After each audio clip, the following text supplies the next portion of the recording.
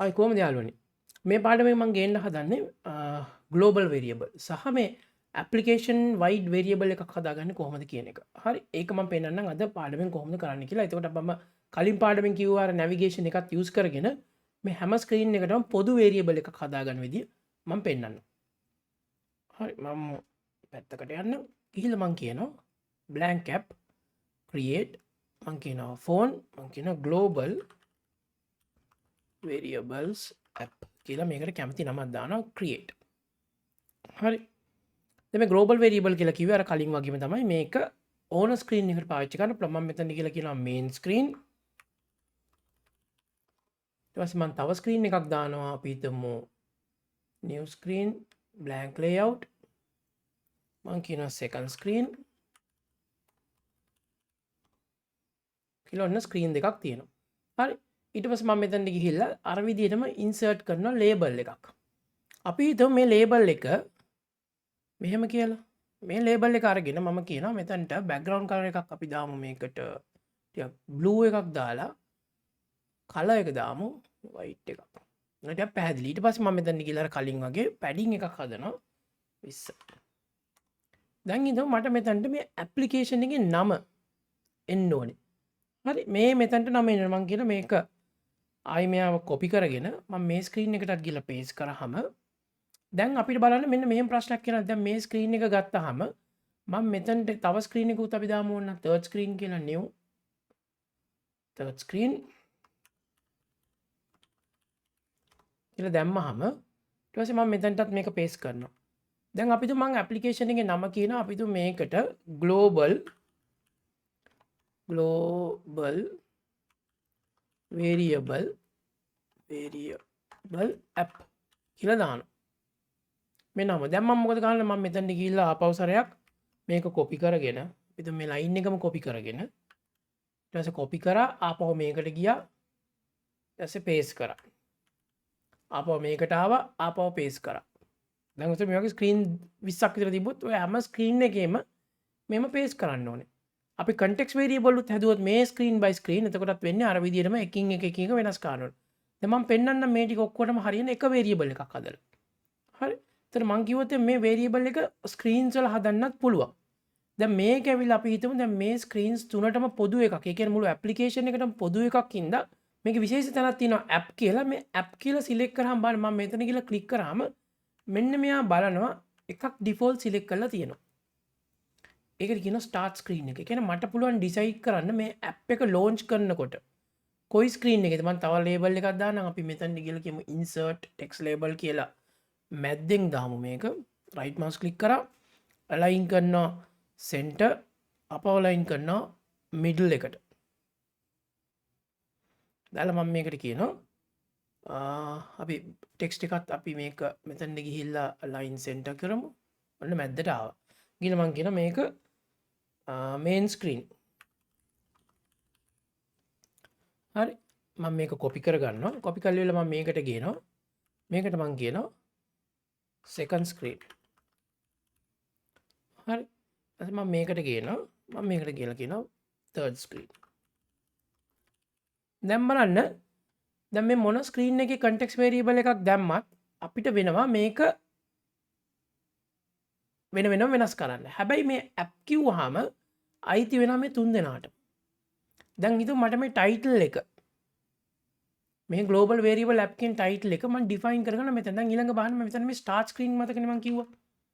මේ start screen එක මට කියන්න පුළුවන් මේ application එක පටන් ගන්නකොට මට කියන්න පුළුවන් start screen එක third screen එකට යන්න කියලා කෙලින්ම. පටන් ගන්නකොටම. හරි මම application එක දැන් ඉන්නේ main screen එකේ. හැබැයි මේ application එක පටන් ගන්නවා දැන් මම මේක run කරොත් එහෙම වැඩ කරන්නේ නැහැ. ඒකට විශේෂ දෙයක් තියෙනවා. ඒකට හේතුව තමයි මං ඉන්නේ developer mode එකේ මං තියෙන select කළ screen එක තමයි පෙන්වන්නේ. හැබැයි අපිට ඒක emulate කරන්න පුළුවන්.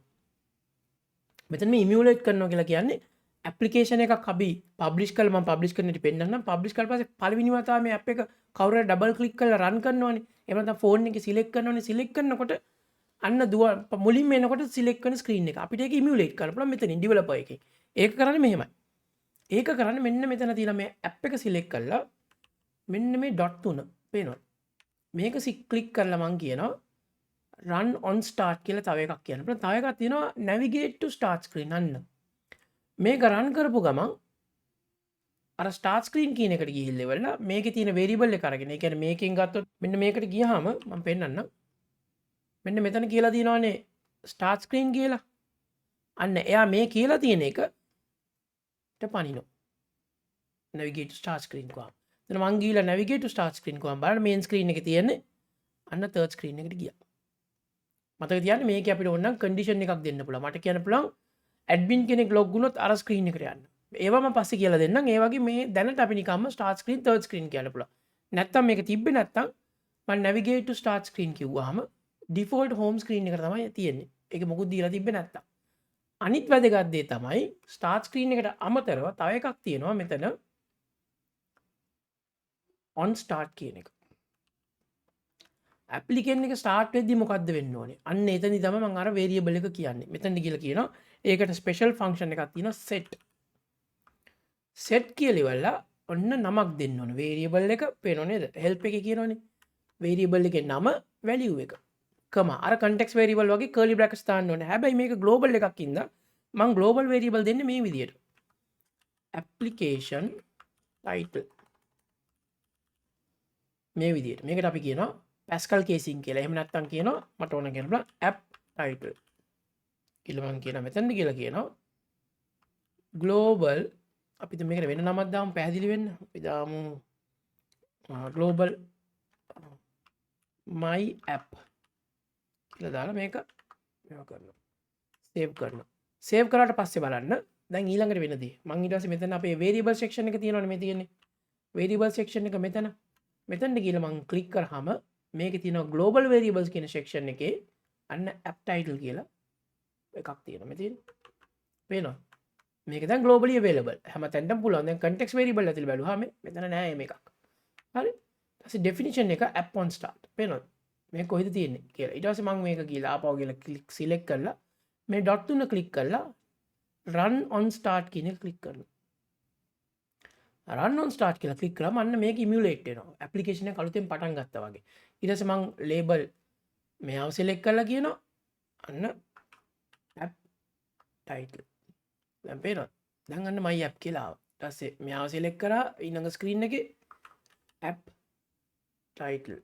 ඊට පස්සේ මෙයාව select කරා ගිහලා කියනවා app title. ඔන්න දැන් හැම එකේම my app කියලා තියෙනවා. පේනවද? එතකොට අපිට ඊළඟට කරන්න පුළුවන් ආපහු මෙතනට ගියා on start එකට ගිහිල්ලා මට ඕන select කරලා මෙතන කියන්න පුළුවන් my app නැතුව දැන් කියනවා global variable app මම ඕනනම් කියනවා v1.0 version 1 කියලා save කරනවා. save කරාට මේක වැඩ කරන්නේ නැහැ දැනට. මේක run කරත් වැඩ වෙන්නේ නැහැ. මේක run කරත් මේ පේන්නේ නැහැ. ඒකට අපි කරන්න ඕනේ ආපහු app එකට ගියා dot තුන click කරා මෙන්න මෙයාව select කරන්න run on start කිව්ව ගමන් අන්න global variable කියලා වෙනස් වුණා. දැන් අන්න හැම screen එකේම වෙනස් වෙනවා. හරි. ඔන්නෝම තමයි අපි global variable එකක් පාවිච්චි කරන්නේ. අපි ඊළඟ පාඩමෙන් තව ටෙක්නික් එකක් බලමු.